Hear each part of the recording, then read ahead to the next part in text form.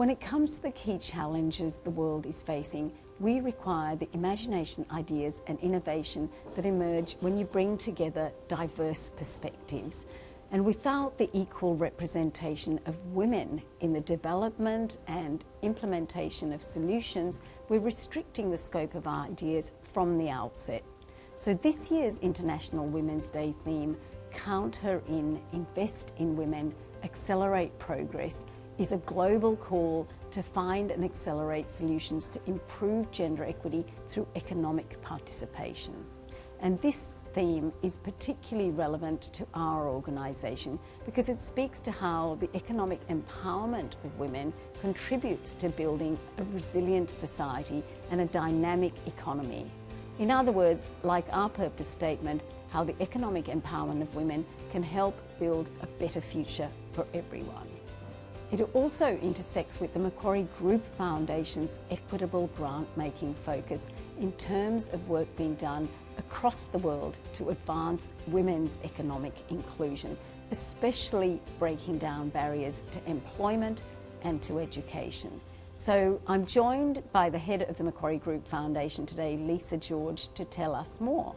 So Lisa, thank you for joining us. It's great to have you here. Now we want to talk about many aspects of empowering women, but if I can start with the first one being education as the first step, which is particularly key when you have women, intergenerational disadvantage for women. So can you tell us a little bit about what the Foundation is doing in that area? So in 2018, we decided to take a particular focus on education and employment for underserved and underrepresented communities. And in many locations around the world, of course, this includes women and girls. And we did some research with the Centre for Social Impact here in Australia to understand what are the key things that are needed to support women and girls, but young people in their education journey. And there were a few things that came out in the research. So the first was emotional and physical well-being. And the second is universal access to education. And finally, they need social capital, so access to networks and mentors to help them along their education journey.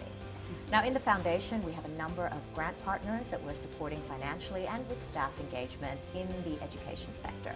So in Australia, for example, we work with Raise Foundation, and this speaks to the emotional well-being piece. So it's a mentoring organisation working with students in high schools, and we have a number of Macquarie staff who volunteer on a weekly basis to mentor young people in high schools throughout Australia. In the United States, we have a grant partner named Opportunity Network. Now, OpNet takes a long-term view of working with a young person and supports them from grade 10 through these critical transitions to university and on to employment. And once again, we have a lot of staff engagement with that organisation. Oh, that sounds great. And you know, on that topic of OpNet, so education obviously is the first step to empowering women, but from there, I guess it's the transition, employment pathways and bringing them into the workforce. So what are some of the things that we're doing there? Yes, so obviously even when women and girls have universal access to education, they still face barriers to employment. Yeah. And again, you know, this is a systemic issue. So what we found when we commissioned again some research, and this time we did it with Social Ventures Australia, we found that there's obviously things on the supply side and on the demand side. So on the supply side of getting young people job ready and training them, you know, you have to provide alternate pathways and various support mechanisms and wraparound support for young people.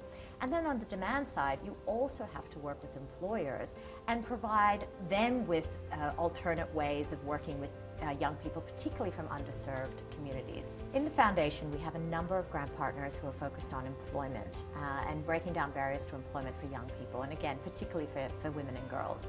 In Australia, we work with an organisation called Career Seekers and Career Trackers. Both these organisations are preparing university-trained young people from First Nations and refugee and migrant backgrounds and getting them job ready and connecting them to employment with corporate Australia. In Asia, we have an organisation with Empower You, which is working on creating migrant domestic worker curriculum with the University of Hong Kong.